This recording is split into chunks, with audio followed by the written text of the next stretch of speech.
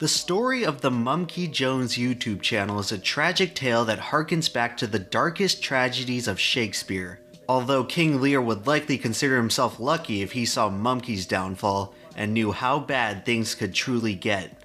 The Mumkey Jones story is one of hubris, vanity, arrogance, excessive pride, and synonyms. It's the story of a man who became so enraptured by his monkey persona that he lost his humanity completely. This is the story of the rise, fall, and decay of Mumkey Jones. Mumkey Jones's career on YouTube is the classic rags to riches to rags to on the brink of suicide story we've seen time and time again. It all started when a 19-year-old college student named Jimmy began producing anime review parodies on YouTube. During this time, Jimmy was producing videos just for fun. It was a creative outlet for a bored teenager in a small Midwestern town. For almost a full year, these anime videos garnered less than a dozen views total.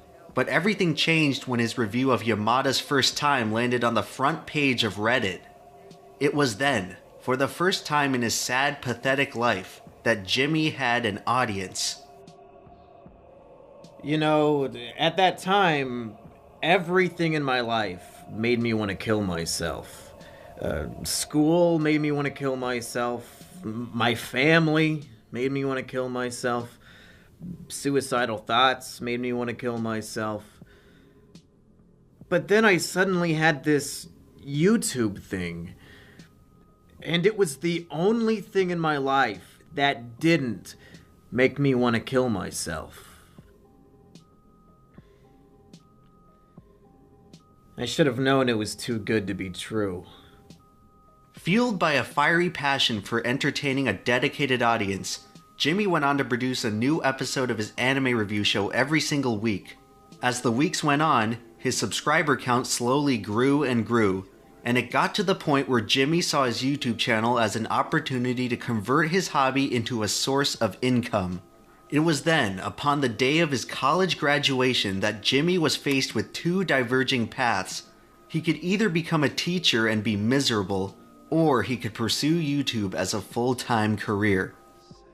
Over the course of my life, I've seen hundreds of YouTubers rise and fall over the course of 5 years or so.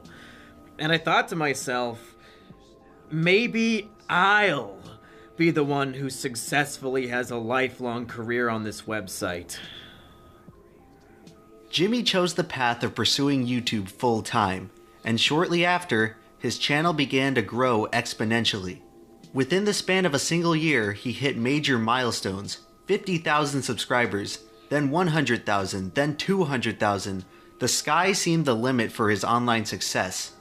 Now that the anime review series had ended, Jimmy became focused on other types of content, with his most popular series being an ever-growing analysis of the spree killer Elliot Rodger. These videos became so prominent on the channel that Mumkey Jones became known as the Elliot Rodger guy. Meanwhile, Jimmy's success sparked a number of important relationships, namely his girlfriend Sheepover, and his friendships with fellow YouTubers Asperger and Rusty Cage. Yeah, I was just browsing 4chan one day and I came across these Elliot Rodger videos made by this guy named Mumkey Jones. I checked out his channel and he had so many videos on mass shootings, like depression, killing yourself, the age of consent. So I thought, I was like, I want to be friends with that guy. Mumkey Jones. Nah, I never really liked the guy. To be honest, he was actually a bit of a faggot. Jimmy collaborated with Asperger and Rusty Cage on numerous projects, and his channel continued to grow and grow, but unfortunately, so did his ego. The Mumkey Jones channel hit its peak during the second half of 2018, and this is when egomania destroyed both Jimmy and his channel.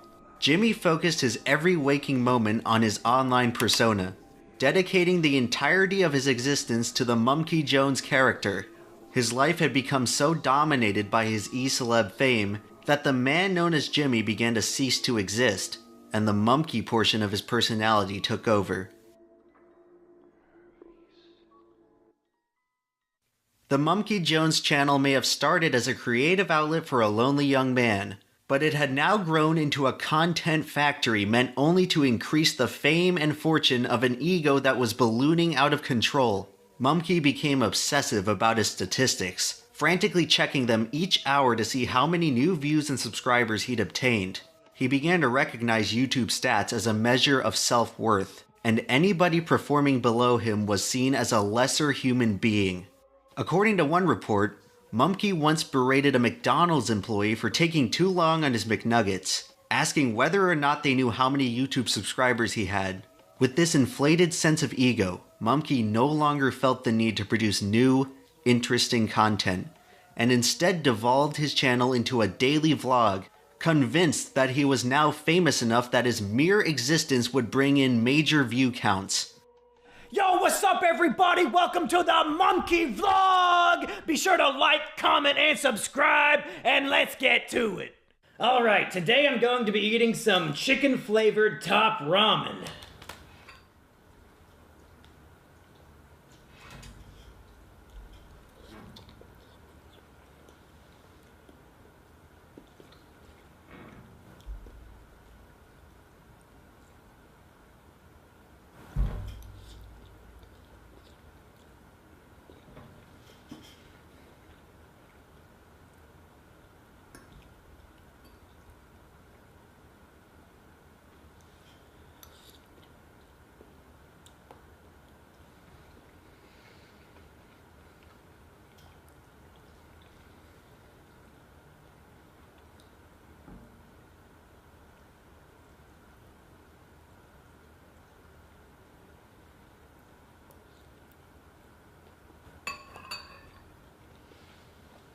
Even I stopped watching Mumkey's content around October 2018. And I was still his best friend at the time. For, well, at least another month until, well, you know. Mumkey's egocentrism quickly evolved into full-on sociopathy, and he began mistreating those closest to him out of disrespect for their lack of YouTube subscribers. Yo everybody, for today's vlog, I was gonna show off my room again, but you gotta look at this shit. I had Sheep over, my girlfriend, clean my room like usual, and look at that. My fucking Mumkey mask is just lying in the corner. Sheep over, get the fuck in here! You dumb fucking bitch! Why the fuck is my Mumkey mask just lying on the floor? Do you have any idea how many more subscribers that mask has than you? Go pick it up, you dumb fucking cunt! Go! Faster!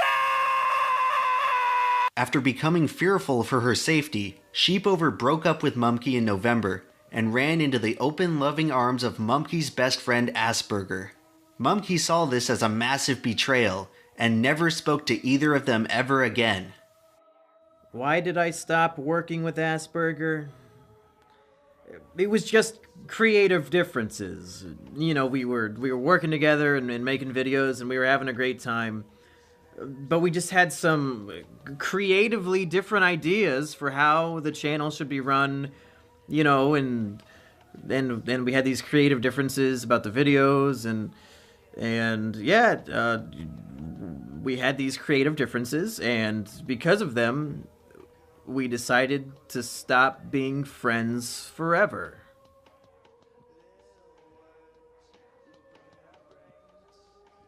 Yeah, I just started dating his ex-girlfriend. Why? What did he tell you? Wait, what do you mean you also interviewed Asperger for his side of the story?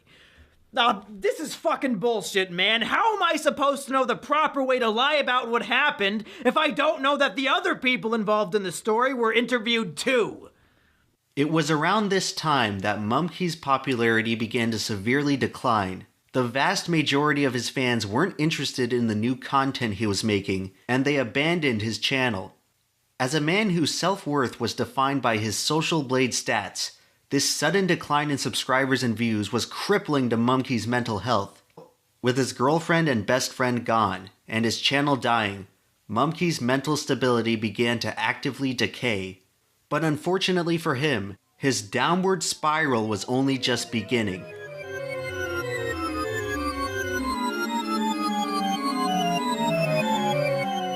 At this point, Mumkey was desperate to reclaim the fame and fortune he once had. He looked back through his catalog of videos to figure out the best possible way to reinvigorate his career. And, of course, he settled on milking the Elliot Rodger massacre yet again.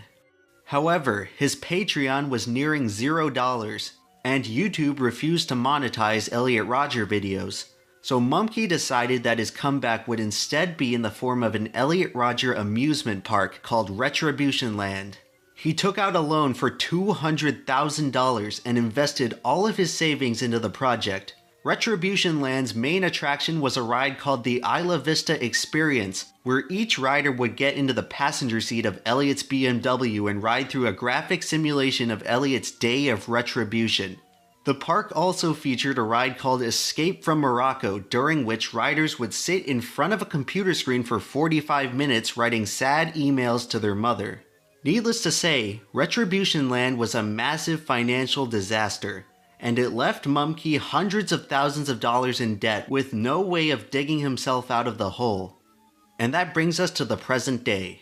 Mumkey is back on YouTube again, grinding away day after day in pursuit of his former glory. But his videos on average garner no more than 168 views. Mumkey isn't discouraged, however, and instead is convinced that his current videos are better than they've ever been, and that his second wind of fame is right around the corner. I'm just going through a bit of a rough patch. It happens to all YouTubers, really. I'm just going through a bit of a transitional period with the channel.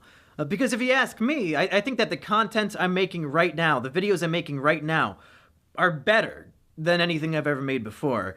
I just put up a 10-minute Let's Play of Super Mario 64. So, yeah, those viewers and those fans, they should be coming back. Anytime now.